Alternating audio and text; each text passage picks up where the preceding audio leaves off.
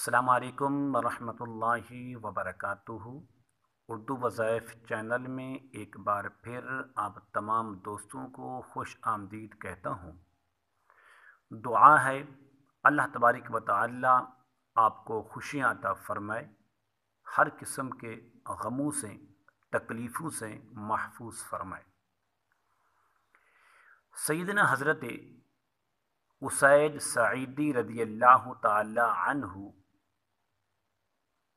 ये फरमाते हैं कि हम एक मर्तबा बारगाह नबुव्वत बारगाह रिसालत सल्लल्लाहु ताला अलैहि व आलिहि वसल्लम में हाजिर थे। बनु सलमा एक कबीला है। उस कबीले का एक शख्स, एक नौजवान रसूलुल्लाह सल्लल्लाहु अलैहि वसल्लम की बारगाह में हाजिर हुआ। अर्ज़ की, या रसूलुल्लाह सल्लल्लाहु ताला अलैहि व आलिहि वसल्लम, मेरे वालिदैन की वफ़ात हो चुकी है। मेरे वालिद साहब और मेरी वालदा इस दुनिया फ़ानी से रुखसत हो चुके हैं। क्या उनके जाने के बाद, उनकी वफ़ात के बाद, क्या कुछ हुकूक ऐसे भी हैं, कुछ ज़िम्मेदारियां ऐसी भी हैं जो उनकी वफ़ात के बाद भी मुझ पर लागू होती हैं, मुझ पर आयद होती हैं? तो रसूलुल्लाह सल्लल्लाहु अलैहि वसल्लम ने इरशाद फरमाया, नाम, जी हाँ, कि आप पर कुछ ज़िम्मेदारियां ऐसी हैं, कुछ हुकूक ऐसे हैं जो उनकी वफ़ात के बाद भी आप पर लागू होते हैं, आप पर फ़र्ज़ होते हैं, लाजिम है कि आप उनको अदा करें। तो रसूलुल्लाह सल्लल्लाहु अलैहि वसल्लम ने इस हदीस मुबारका में इस नौजवान को ये बतलाते हुए फरमाया कि पहला हक़ ये है, जब तेरे वालिदैन दुनिया से रुखसत हो चुके हों तो उनके लिए खैर बरकत और रहमत की दुआ करते रहना। नंबर 2 फरमाया, जब तेरे वालिदैन इस दुनिया से रुखसत हो चुके हैं, उनकी वफ़ात हो चुकी है, तो फरमाया उनके लिए इस्तिग़फ़ार करना। इस्तिग़फ़ार का मतलब ये है कि उनके दर्जात की बुलंदी के लिए दुआ करना, कब्र में आसानी की दुआ करना, आखिरत में दर्जात की बुलंदी के लिए दुआ करते रहना।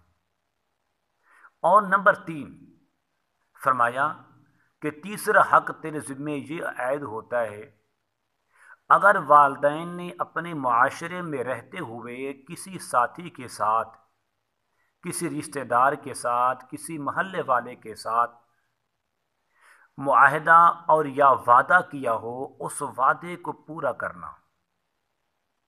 या वालिदैन में से किसी एक ने रिश्तेदारों में से किसी के साथ वादा किया कि अगर ज़िंदगी ने वफ़ा किया, ज़िंदगी ने साथ दिया, तो मैं तेरा ये काम ज़रूर करूँगा।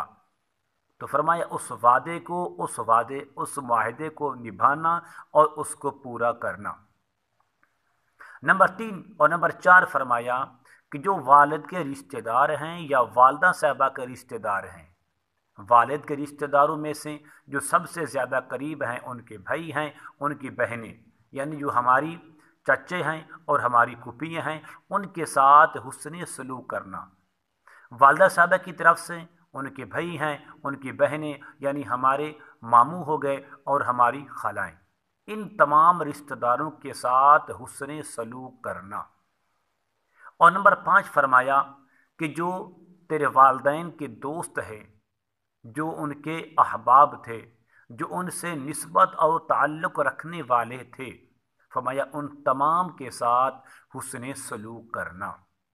तो मेरे दोस्तों, मेरे अजीज़ों, इस हदीस पाक में अल्लाह के प्यारे रसूल सल्लम ने 5 बातें, 5 हुकूक ऐसे बयान फरमाए जो वालिदैन की वफ़ात के बाद भी औलाद पर आयद होते हैं।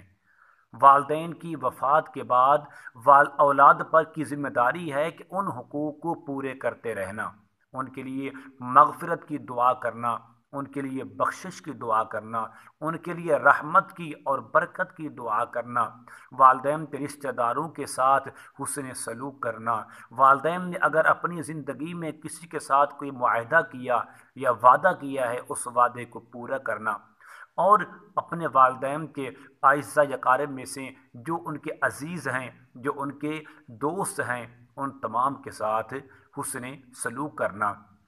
इसका फ़ायदा क्या होगा? फ़ायदा ये होगा कि उनकी कब्र में उनके दर्जे बुलंद होते रहेंगे, वो कब्र में आपके लिए दुआएं करते रहेंगे, वो कब्र में खुश रहेंगे। अल्लाह तबारक व तआला हमें, आपको, हम सब को अपने वालिदैन की खिदमत, अगर ज़िंदा हैं तो खिदमत करने की, अगर वो दुनिया से वफ़ात पा चुके हैं तो उनके लिए मग़फ़िरत की और बख्शिश की दुआ करते रहना। ज़रूर मेरे इस चैनल को आपने सब्सक्राइब भी करना है ताकि मेरी आने वाली हर वीडियो आप तक बआसानी पहुँच सके, और अगर हो सके तो इस वीडियो को आपने अपने दोस्तों के साथ भी शेयर करें ताकि जो वालिदैन के नाफरमान हैं वो फर्मा बरदार बन जाएं, जो वालिदैन की अज़मत से नाअहल हैं, उनको पता नहीं है, नावाकिफ़ हैं, वाकफ़ियत हासिल कर लें ताकि उनके दुनिया में दर्जे बुलंद हों, आखिरत उनके लिए आसान हो जाए। अस्सलामु अलैकुम व रहमतुल्लाहि व बरकातुहू।